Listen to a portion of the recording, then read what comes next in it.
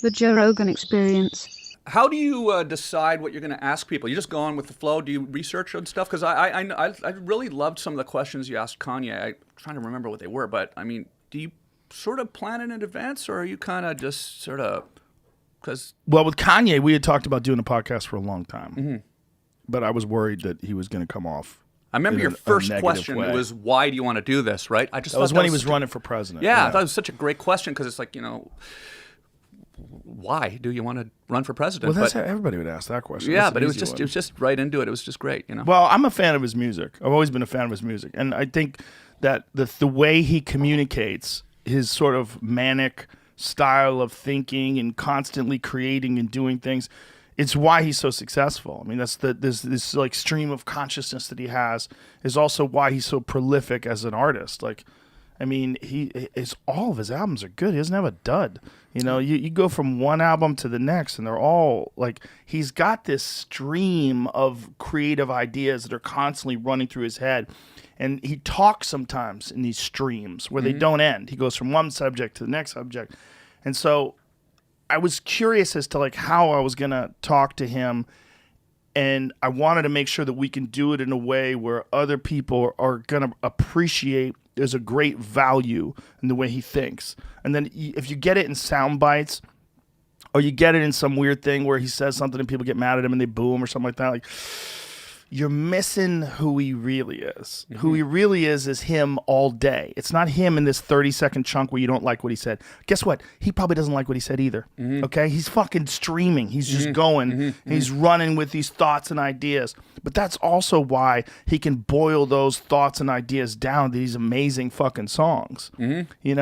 Like that's what I wanted to get out of him while we were talking, because people were trying to medicate him and people were trying to, and I'm like, if you have a choice between this medicated, overweight Kanye who doesn't get anything done or manic, crazy Kanye, he says wild shit, you want manic, crazy Kanye. Because manic, crazy Kanye is the one who makes amazing music.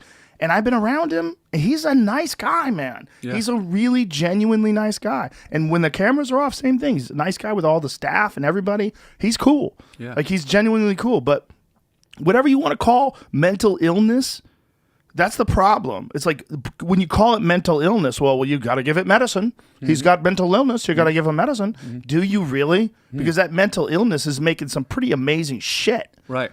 Like, look at his catalog. Look at all the music he's made. Yeah. That's all because of mental illness? No. Whatever you call an illness is a particular style of thinking that he has that's sort of nonlinear, and it's wild, and it's all over the place, but it's also very focused. I found in that interview, though, that I've seen him interviewed quite a bit, but that was one where everything he said made a lot of sense. He's certainly done put a lot of thought into a lot of the stuff he was talking about, with everything from reorganizing the way civilization works. I mean, it takes a little bit of thinking to come up with how to reorganize the entire way civilization works. But that was one of the things that I thought was really good about the interviews. You do get a chance to see, like, this is not just a crazy person who buys his own bullshit. And by the way, when he's like, the braggy stuff that he kind of does, talks about himself, first of all, he's being honest about where he is. He's sort of reaffirming who he is, but also he jokes around. Like, he was joking around about it outside. He was showing us this video that he had made for his wife's birthday. Mm-hmm. And it was really emotional. It was very beautiful because he made a hologram of her dad. Mm-hmm. And he wrote the script for all this. Oh, he did? Wow. Yeah, and he wrote the script for all the things that the hologram was telling her. It's really intense. Uh-huh. And, you can do that now. Like, they can take your voice. And for you and I, it would be easy for them to do because there's hours and hours and hours of us talking. So they would take this voice. God, can you imagine what they could do? They already have.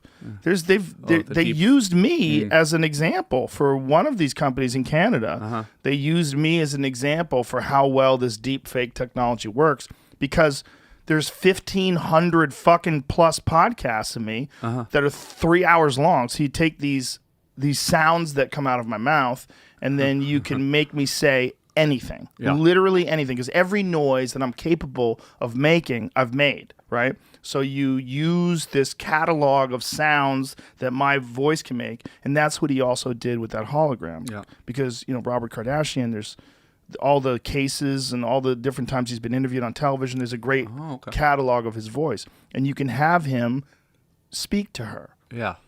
But even in then, like he has him say that, and your genius husband. But he was laughing when he said it and showed it to us. He was laughing. He thought it was funny that he had them. Yeah. He had Robert Kardashian call him a genius, amazing genius husband. Right. Like he thought it was funny. Like he's not just.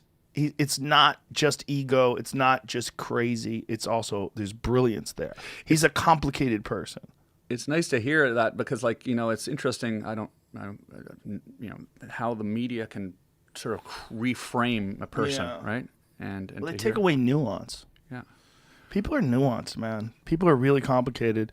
You decide that a person is this person because of one sentence they said one time, or because of one thing that they did where they maybe wish they didn't, or because of one concert they did where people booed them, or whatever you pick about Kanye. That people decide he's this. People just love to put someone in a box and categorize them and just decide that they want to dismiss them. Episodes of the Joe Rogan Experience are now free on Spotify. That's right, they're free. From September 1st to December 1st, they're going to be available everywhere. But after December 1st, they will only be available on Spotify, but they will be free. That includes the video. The video will also be there. It'll also be free. That's all we're asking. Just go download Spotify. Much love. Bye-bye.